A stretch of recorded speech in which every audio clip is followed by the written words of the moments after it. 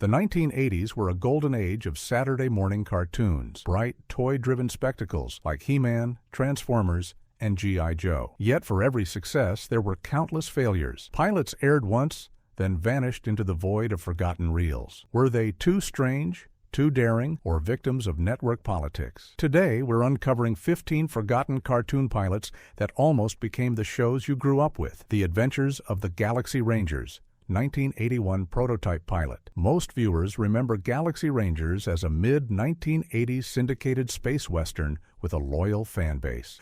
But before that came a nearly forgotten 1981 pilot, a rough, darker experiment that aired in limited markets, only to be quickly buried. Unlike the more kid-friendly series that debuted in 1986, this prototype leaned into eerie sci-fi horror and grim cybernetic themes that unsettled parents. The pilot centered on lawmen, enhanced with experimental implants, facing alien threats that felt almost Lovecraftian. Early sketches showed grotesque creatures and even blood-red laser battles, which felt shocking compared to the sanitized tone of other cartoons of the era. Parents wrote letters complaining that the violence was nightmare fuel for children, and networks got cold feet. Behind the scenes, animators had been pushing boundaries with experimental rotoscoping and detailed European-style artwork, inspired by the French magazine Metal Hurlant. But these innovations spiraled production costs, and executives balked at the expense. Worse, the tone didn't fit with the action figure merchandising boom networks demanded at the time. Without toy partners, a cartoon's chances of survival were slim. The pilot was shelved, and within years it faded into obscurity, preserved only in low-quality recordings held by hardcore collectors.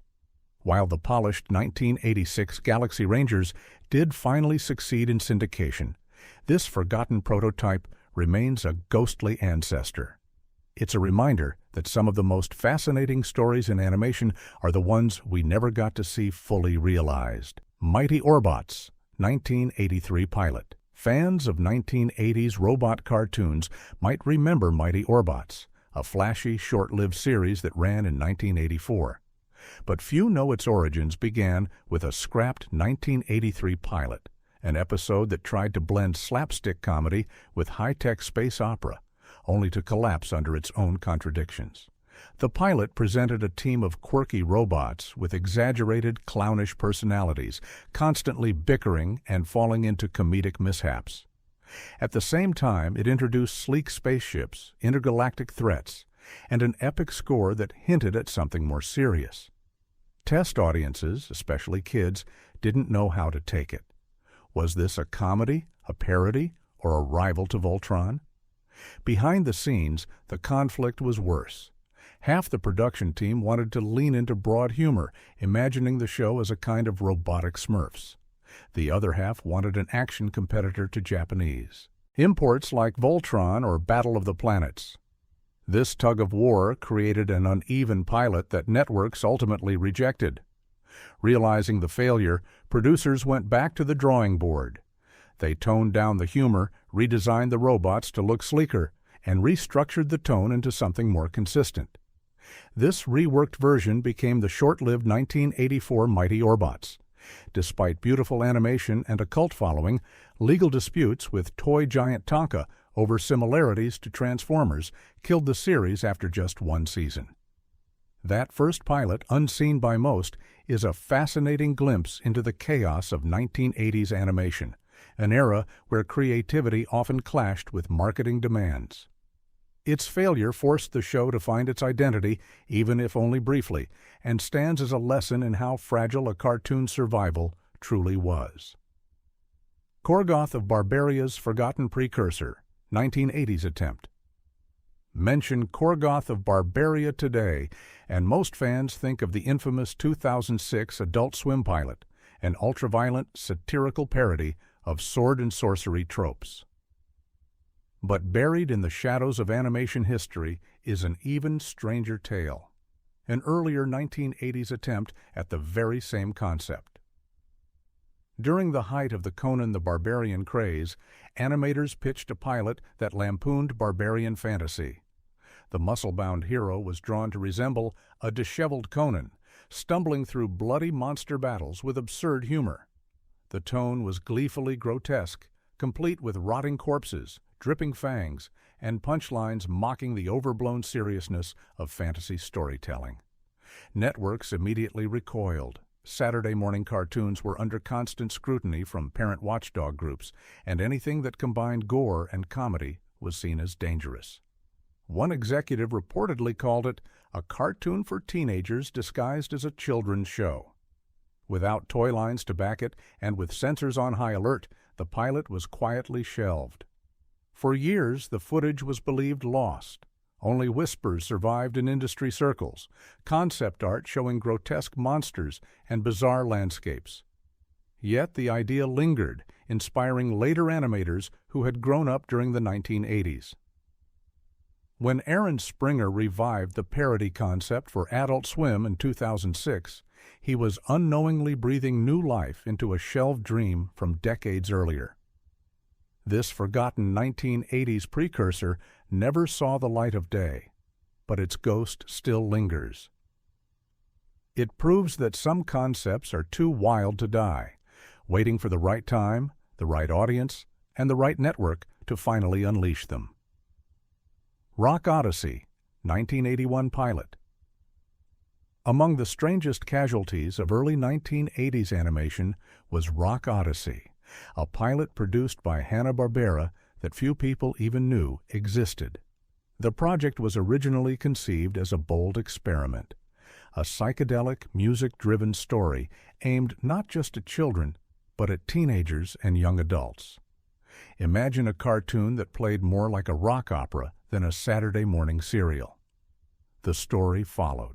A female protagonist who time-traveled through decades of American pop culture, encountering iconic musical moments from the 1950s through the 1970s. Each era was represented by animated vignettes tied to its signature sound, doo-wop, psychedelic rock, disco, and beyond. The visuals were wild, blending surreal dreamscapes, abstract animation, and flashes of adult themes that made executives nervous. Behind the scenes, Hanna-Barbera poured resources into making Rock Odyssey a potential crossover hit. They wanted to prove cartoons could appeal to wider demographics, much like Ralph Bakshi's adult animation films had done. But test screenings shocked executives. Parents complained that it was too strange and too mature for children, while teenagers dismissed it as too safe compared to live-action rock culture.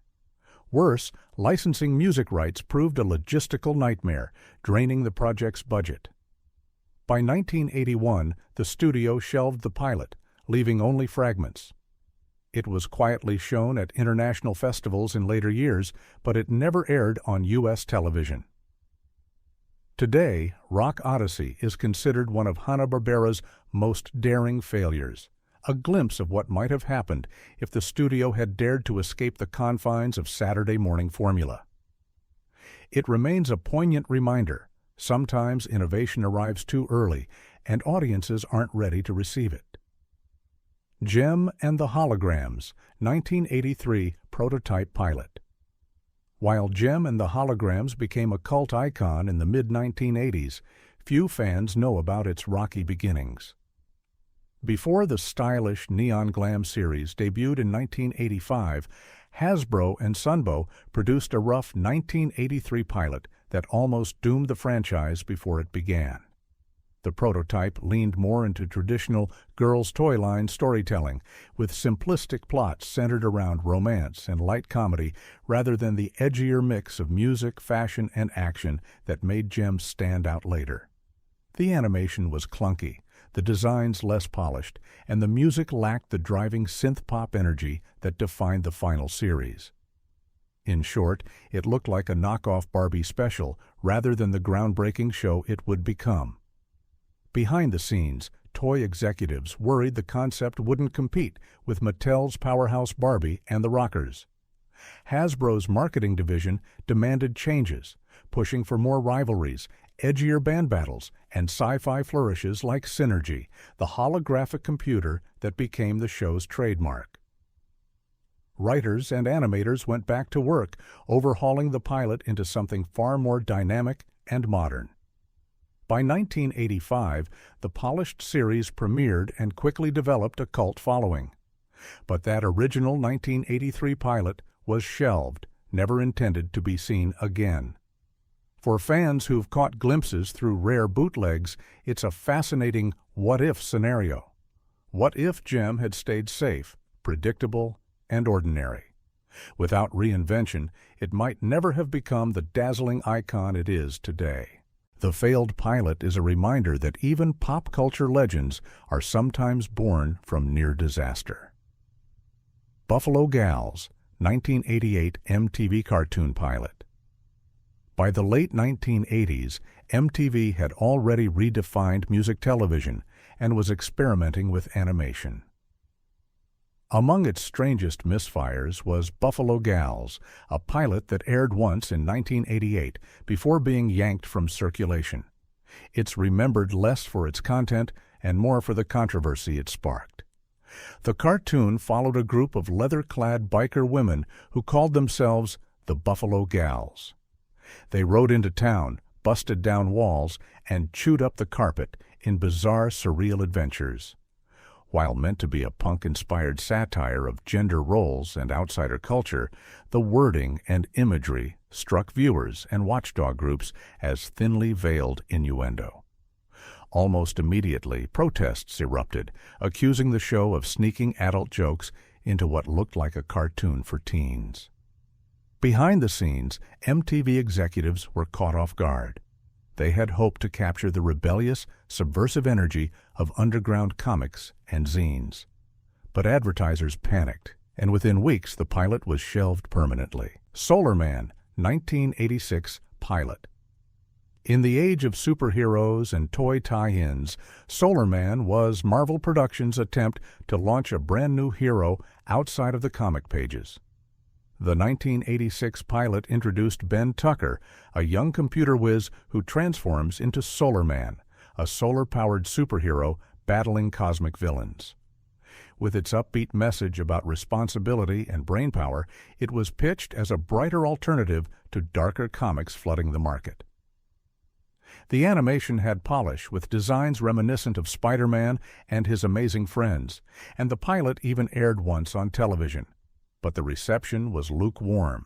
Critics found it derivative, comparing Solarman to a mashup of Superman and Spider-Man, while kids struggled to connect with a hero whose powers depended entirely on sunlight. The toy potential, a major driver of 1980s cartoon success, was also limited. How do you sell an action figure that loses his powers when the sun sets? Behind the scenes, production hurdles didn't help. Licensing and distribution fell through, and Marvel had bigger priorities, like the booming Transformers franchise. The character lingered in comics, receiving a brief run, but the cartoon pilot was left as a one-off curiosity. Today, Solarman is remembered as both earnest and misguided, a reminder that not every hero can leap from page to screen. For fans who've uncovered rare VHS copies, it feels like a time capsule of 1980s optimism colliding with the cold reality of marketing demands. Pride of the X-Men, 1989 pilot. Long before the 1992 X-Men, the animated series became a cultural phenomenon. Marvel attempted to bring the mutants to life in a one-shot pilot titled Pride of the X-Men. Released in 1989, it introduced viewers to Kitty Pryde as the audience's point-of-view character, joining the team of Wolverine, Cyclops, Storm, Colossus, and others as they battled Magneto's Brotherhood. On paper, it should have been a hit. The animation was handled by Toei, the Japanese studio behind some of Marvel's best-looking projects, giving the show a polished, anime-inspired flair. The story was straightforward, with plenty of action and character moments. Fans expected it to launch a full series, but audiences were divided. Many comic fans bristled at Wolverine's bizarre Australian accent, while others felt the tone was too campy. Networks hesitated, unsure if superheroes beyond Spider-Man could draw mainstream Saturday morning audiences. Without a toy line to back it, the series never advanced past its pilot. Behind the scenes, Marvel was in financial trouble, and priorities shifted away from risky animated experiments. Ironically, just a few years later, X-Men, the animated series, would premiere and redefine superhero cartoons for the 1990s. Pride of the X-Men now survives as a cult artifact, a tantalizing glimpse of what could have been. It reminds us that even legends like the X-Men had to stumble before they could rise to greatness. The Flintstones' Little Fred, 1980s pilot attempt, Hanna-Barbera, spent much of the 1980s trying to breathe new life into the Flintstones, their crown jewel of the 1960s. While spin-offs like the Flintstone Kids managed to air, few people know about an abandoned pilot called the Flintstones' Little Fred, a project that attempted to reimagine the Bedrock Gang for a new generation. The idea was simple, but risky. What if Fred Flintstone had a miniaturized clone of himself created by a wacky Stone Age invention? The result was Little Fred, a pint-sized version of the loudmouthed caveman who got into chaotic adventures around Bedrock. The pilot leaned into slapstick comedy and gadget-driven storylines, hoping to tap into the same magic that made the Jetsons' gadgets so memorable. Test audiences, however, were confused. Parents felt it undermined Fred's fatherly role, while children found Little Fred more annoying than endearing. Critics inside the studio called it Flintstones meets Scrappy-Doo, referencing another controversial Hanna-Barbera attempt to reinvent a classic with a divisive new character. Behind the scenes, the project suffered from production fatigue. Hanna-Barbera had been cranking out spin-offs, and animators admitted they were running out of fresh ideas for the Bedrock universe. Network executives ultimately passed, shelving the pilot and focusing instead on safer projects like the Flintstone Kids. Today, Little Fred survives only in concept sketches and rare mentions in animation circles. It stands as a cautionary tale about tinkering too much with a beloved formula.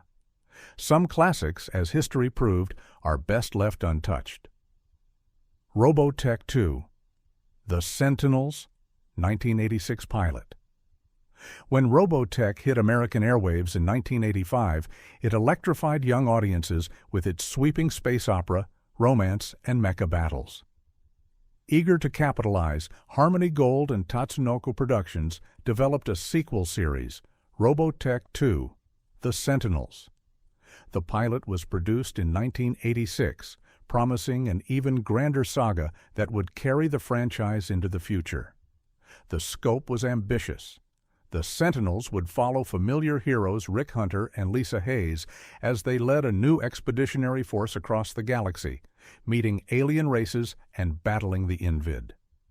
The animation was lush, the story more serialized, and the characters evolved in ways fans craved. Early buzz suggested it might outshine the original, but disaster struck before it could take off. Financing collapsed midway through production when toy giant Matchbox withdrew support. Without a strong toy line, networks balked. Complicating matters, the American-Japanese co-production suffered miscommunications, delays, and rising costs. Only 3 episodes worth of footage were completed, later edited into a feature-length pilot movie. Fans who saw it were both thrilled and heartbroken, thrilled at the glimpses of new worlds and characters, heartbroken that the saga ended before it began. The Sentinels became a legendary lost sequel, endlessly discussed in fan forums and conventions. Its failure revealed the harsh reality of 1980s animation.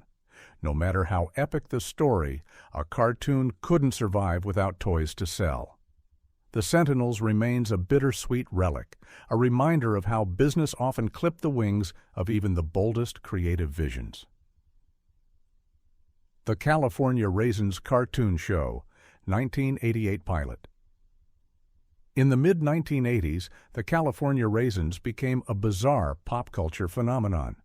What started as claymation commercials featuring anthropomorphic raisins singing Motown classics exploded into hit records, merchandise, and even TV specials. Riding the Wave, CBS commissioned a pilot for the California Raisins cartoon show in 1988, attempting to turn the claymation icons into a traditional animated sitcom. The pilot reimagined the Raisins as a struggling band, navigating fame, fortune, and the challenges of the music industry. Animated in a slick 2D style, it leaned heavily into humor and pop culture parody, hoping to appeal to both kids and adults. On paper, it seemed like a guaranteed success. But when it aired, the reception was lukewarm. Critics complained that the charm of the claymation commercials was lost in the transition to 2D. Without the quirky stop-motion aesthetic, the Raisins looked like any other cartoon band, stripped of their uniqueness. Ratings were unimpressive, and CBS quietly decided not to order a full series. Behind the scenes, animators admitted they struggled to capture the soulful energy that made the Raisins special. Even the music licensing proved complicated. Securing Motown hits for weekly episodes would have been prohibitively expensive. The Raisins remained popular in merchandise and holiday specials, but their shot at cartoon stardom ended with that forgotten pilot. Today, it serves as proof that not every cultural fad can make the leap to Saturday mornings. Garbage Pail Kids, 1987 pilot. The 1980s obsession with gross-out humor hit its peak with the Garbage Pail Kids trading cards, grotesque parodies of the wholesome Cabbage Patch Kids. Their popularity was massive, so an animated series seemed inevitable. In 1987, CBS commissioned a pilot, hoping to cash in on the craze. The show was unapologetically bizarre. Characters like Atom Bomb, Windy Winston, and Messy Tessie came to life, embarking on surreal, gross-out adventures filled with slapstick chaos. The pilot leaned into the same gleefully disgusting humor that made the cards a sensation. But controversy killed it before it began. Parent groups, already uneasy with the cards, launched campaigns against the cartoon, calling it unfit for children and glorifying bad behavior. Sponsors pulled out, and CBS shelved the series after just one unaired pilot. In some markets, affiliates refused to air it altogether, fearing backlash. Behind the scenes, producers were devastated. Merchandising opportunities had already been lined up, from toys to lunchboxes. But without network backing, everything collapsed. Bootleg VHS copies of the pilot circulated among collectors, keeping the legend alive. Today, the Garbage Pail Kids pilot is remembered as one of the most infamous lost cartoons of the 1980s. It's a perfect example of how cultural outrage could derail even the most commercially promising projects. In many ways, it was simply too shocking for its own time. Samurai Pizza Cats, 1985 American test pilot. Most fans know Samurai Pizza Cats as a zany Japanese anime dubbed for U.S. audiences in the 1990s. But few realize there was an earlier American test pilot in 1985 that tried and failed to launch the concept years earlier. The pilot, produced as a collaboration between Saban Entertainment and a Japanese studio, introduced the bizarre premise: 3 cats running a pizza parlor by day and battling villains as armored samurai by night. The humor was fourth-wall breaking, filled with absurd gags and manic energy. Unfortunately, 1985 was too early for such surreal comedy.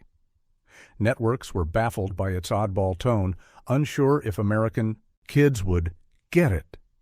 Test audiences found it noisy and confusing compared to the straightforward action cartoons dominating the era.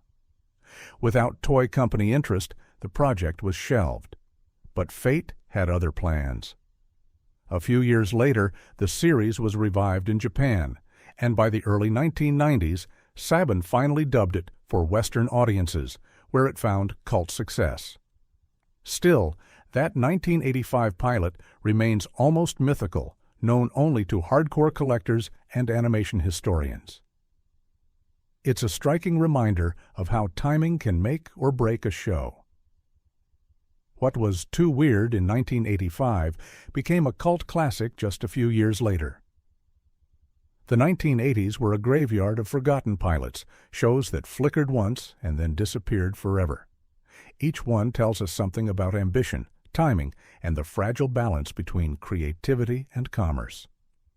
Which of these lost gems would you have watched? Share your thoughts below, and don't forget to like and subscribe.